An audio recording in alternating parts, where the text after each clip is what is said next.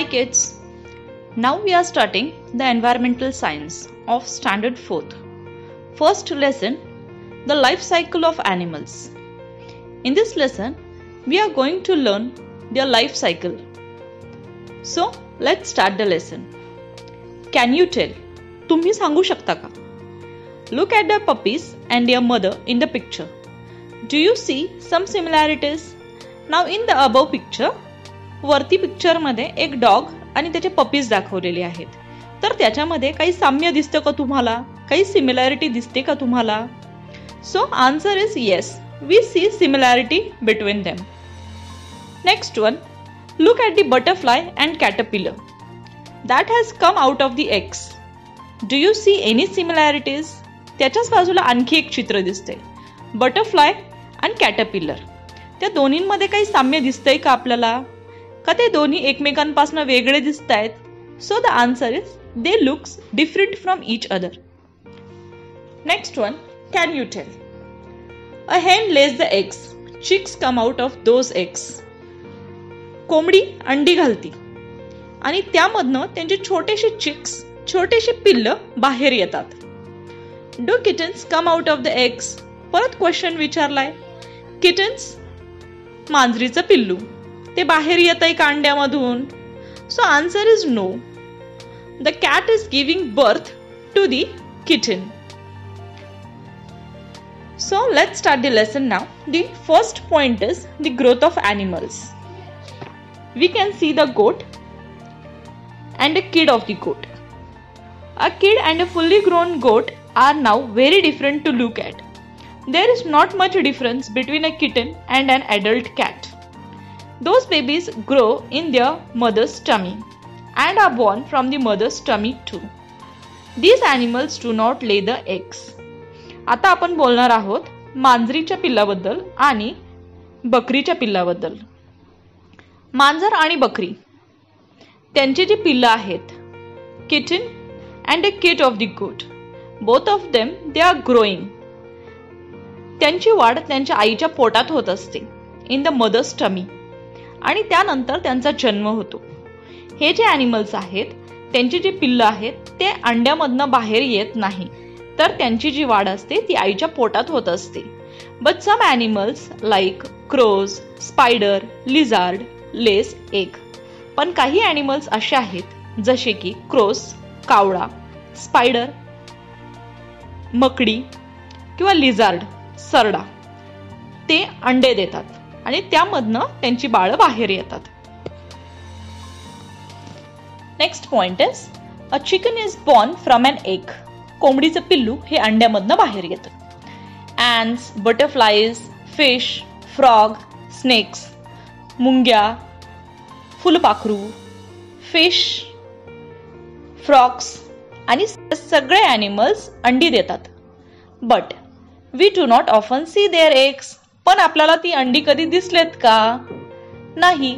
The egg of some very small animals are very tiny. यांची जी eggs असतात ती खूप छोटी असतात. व्हेरी टायनी म्हणजे खूप छोटी. We would hardly notice them. क्वचितच ते आपल्याला दिसतात किंवा ते आपल्याला दिसतही नाही. So we do not come to know that these animals lay eggs. त्याच्यामुळे आपल्याला कळतच नाही की ही जी ॲनिमल्स आहे ते अंडी देतात. But we know for sure that a hen lays the eggs. Her eggs are big enough to be easily seen. पण आपल्याला हे तर नक्कीच माहिती आहे की कोंबडी जी आहे ती अंडी देते आणि ती एवढी मोठी असतात की ती सहजरित्या आपल्या डोळ्याला दिसतात. Now the new term is hatch. Hatch म्हणजे काय? When a hen sit on her eggs to warm them, she is said to be hatching her eggs. जेव्हा एखादी कोंबडी अंड्यावर बसते आणि ती त्याला उष्णता देत असते आणि त्यामधनं पिल्लू बाहेर येतं काही दिवसाच्या नंतर, तर ती जी प्रोसेस असते त्याला हॅचिंग असं म्हणतात. A hen lays the eggs. Warm is necessary for the chicks to grow inside the eggs. कोंबडी अंडे दिल्याच्या नंतर ती त्याच्यावर बसते आणि ती त्याला कंटिन्यू गरमी देत असते, उष्णता देत असते. उष्णतेमुळे ते जे बाळ आहे त्याचं आतमध्ये वाढत असतं हळूहळू अंड्यामध्ये. So after laying them the hen sit on the eggs to keep them warm. अंडी दिल्याच्या नंतर ती सातत्याने त्याच्यावर जाऊन बसत असते. The chick inside slowly keep growing. आणि त्याच्यामधलं जे बाळ आहे ते हळूहळू हळूहळू वाढत असतं. When its growth is complete, the chick breaks the eggshell and comes out.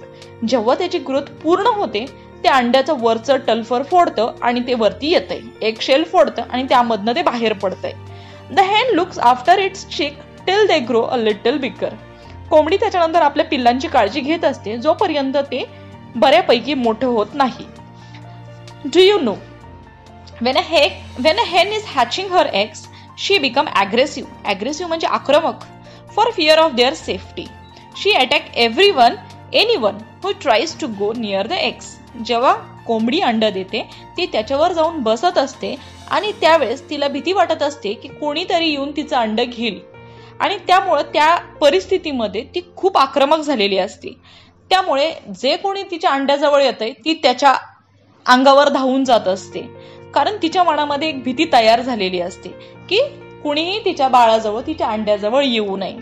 त्यामुळे ती कुणावरही अटॅक करते. Use your brain power. Now use your brain and tell what are the similarities between the hen and her chick. तर तुम्हाला सांगायचंय की कोंबडी आणि तिच्या पिलामध्ये काय सिमिलॅरिटी आहे, काय साम्य आहे, काय सारखं आहे त्यामध्ये. So let's start our next point, metamorphosis. Metamorphosis म्हणजे काय बघूयात. There are similarities between a goat and it's किड. गोट, बकरी आणि तिच्या पिलामध्ये साम्यता आहे. And between a hen and her chick. तशीच कोंबडीमध्ये आणि कोंबडीच्या पिल्लामध्ये सुद्धा साम्यता आहे. However a caterpillar and a butterfly are very different. पण असं कॅटरपिलरच्या बाबतीत नाहीये किंवा बटरफ्लायच्या बाबतीत कॅटरपिलर आणि बटरफ्लाय हे एकमेकांपासून एकदम वेगळे दिसतात. Thus, in some animals, the young one grows into an adult animal that looks very different from the young one. This change of form is called as metamorphosis. तर मग जेव्हा एखादा ॲनिमल अगदी लहानपणी वेगळा दिसतो आणि मोठा झाल्याच्या नंतर एकदमच वेगळा दिसतो, तर त्या प्रोसेसला किंवा त्या कन्सेप्टला म्हणतात Metamorphosis. Metamorphosis in a butterfly. Butterflies of the various shapes and beautiful colors are a part of our environment. They live their life among the plants. Butterflies आपल्याकडे सर्वत्र दिसतात आणि ते खूप सुंदर आहेत. ते आपल्या एन्व्हायरमेंटमध्ये असतात. As butterflies grow, they pass through 4 stages. These are egg, larva, pupa and adult. The adult stage is called as butterfly. जेव्हा बटरफ्लाय मोठी होत असते त्यावेळेस तिला 4 स्टेजेस मधनं जावं लागतं. सगळ्यात पहिलं तर एग, अंड, त्यानंतर लार्वा म्हणजे ती अळई होते, त्यानंतर प्युपा थोडीशी मोठी होऊन किड्यासारखी दिसते आणि त्यानंतर एडल्ट. आणि एडल्ट झाल्याच्या नंतर तिचं रूपांतर बटरफ्लाय मध्ये झालेलं असतं. The plain tiger butterfly is a very common one. त्यामधली सगळ्यात कॉमन बटरफ्लायचं नाव आहे plain tiger butterfly. Let us take its example to see how the growth of the butterfly takes place. एक एक्झाम्पल बघूया, उदाहरण बघूया आणि बघूया की ती कशी मोठी होते आता. तर मग आपल्याला या उदाहरणामध्ये शिकायचं, एक्झाम्पलमध्ये आपल्याला 4 पॉइंट्स शिकायचे आहेत. First one egg, next one is larva, third one is pupa and last one is adult. So let's see. The female plain tiger butterfly lays on the egg on the milkweed that is rui leaf. Female plain tiger butterfly जी आहे ती तिचं अंड देते. कुठे बरं? रुईच्या पानावरती. Milkweed म्हणजेच काय? रुईचं पान. In 6 to 8 days, the larva emerges from the egg. 6 to 8 days, 7 ते 8 दिवसात त्यामधनं लार्वा येतो. मी तुम्हाला सांगितलंय लार्वा म्हणजे काय? अळईसारखं. The larva of the butterfly is called as caterpillar. आणि जेव्हा ते लार्वाच्या स्टेजमध्ये असतं बटरफ्लाय त्यालाच म्हणतो आपण कॅटरपिलर. सो एक कन्सेप्ट कळाली आपल्याला की कॅटरपिलर म्हणजे काय. What is the caterpillar? The stage of the butterfly that is called as larva, that is called as caterpillar. Now when the caterpillar comes out of the egg it is very hungry. जेव्हा ते caterpillar बाहेर येत आहे अंड्यामधनं तेव्हा ते खूप hungry असतं, खूप भुकेलं असतं. It begins to nibble and eat the very leaf on which it emerges from the egg. जेव्हा ते त्यामधनं बाहेर येतंय ते निबल करायला सुरू करतं. निबल म्हणजे काय? कुरतडून थोडे थोडे खाणे. ते ज्या पानावर आहे तेच पान ते खायला सुरुवात करतं. It very fast, so it's growth is very rapid. आणि ते पानं खूप फास्ट खायला लागतं आणि मग त्याच्यामुळे त्याची जी ग्रोथ आहे ती खूप फास्ट व्हायला सुरुवात होते. Moult. To shed the old skin to make way for the new growth. Moult म्हणजे काय बरं? बघूया. खालचा पॅराग्राफ झाला की तुम्हाला नक्कीच कळेल का माउल्ट म्हणजे काय. So let's see. The caterpillar of the plain tiger butterfly grows so rapidly in the first 2 or 3 days that is, it does not fit in its skin anymore. जेव्हा कॅटरपिलरची सुरुवात होते आणि सुरुवातीच्याच काळामध्ये 1-2-3 दिवसामध्ये तिची ग्रोथ इतकी फास्ट असते की तिची जी सुरुवातीची स्किन असते ती फिट राहत नाही, ती पुढे सूट करत नाही. But under the old skin a new loose skin is formed on the growing caterpillar. जी वरची ओल्ड स्किन आहे त्याच्या आतमध्ये एक लूज स्किन फॉर्म व्हायला सुरुवात होते. Then the caterpillar shed the old skin. मग कॅटरपिलर ती वरची स्किन काढून टाकते and that is moult. So moult म्हणजे काय की वरची जी स्किन आहे ती काढून टाकणे, त्याला म्हणतात mould. The same example is with the snake. Snake स्वतःची कात काढतो, वरची स्किन काढतो, त्याला म्हणतोय आपण mould. Again it begins to gobble up the leaf and continues to grow rapidly. परत ते गॉबल अप करतो. गॉबल म्हणजे खूप पटपट खाणे, तो खूप पटपट पानं खायला लागतं आणि त्याची ग्रोथ खूप फास्ट व्हायला सुरुवात होते. In 2 or 3 days it moults a second time. परत 2-3 दिवसात तो त्याचा माउल्टिंग करतोय, परत वरची स्किन काढून टाकतोय, म्हणजे माउल्टिंग 2 वेळा झालं. In this way it moults 4 time. अशा प्रकारे पूर्ण स्टेजेस होईपर्यंत, जेव्हा ते बटरफ्लाय तयार होईपर्यंत ते 4 वेळेस माउल्टिंग करतं. It remains in the caterpillar stage for 10 to 12 days. कॅटरपिलरच्या स्टेजमध्ये तो 10 ते 12 दिवस राहतो. Just before the last mould the caterpillar weaves a button of a silken thread on a stack of the leaf and hang itself from it. When it molts this time, it forms a pupa, which is the next stage of its growth. The pupa of the butterfly is also called as chrysalis. Now the next step. आता पुढच्या स्टेपकडे जायचं आहे आपल्याला, pupa. Just before the last mould, तो आता 4 वेळा mould करणार आहे. 4थ्या वेळेस कॅटरपिलर एक सिल्कन थ्रेड तयार करतो आणि त्याच्या सहाय्याने तो लटकतोय, स्वतःला लटकून घेतोय कुठल्या तरी पानाला. When it molts this time, it forms a pupa. यावेळेस जेव्हा तो माउल्ट होईल, त्याच्या वरची स्किन काढेल, तेव्हा त्याचं रूपांतर प्युपामध्ये झालेलं असेल, which is the next stage of its growth. The pupa of the butterfly is also called as chrysalis. तर मध्ये प्युपाची जी स्टेज असते बटरफ्लायची, त्याला म्हणतात chrysalis. It remains inside the chrysalis for the next 11 or 12 days. क्रायसॅलिसच्या स्टेजमध्ये तो परत 11 ते 12 दिवस राहतो. It does not eat anything during this stage. ह्या वेळेस तो काहीही खात नाही.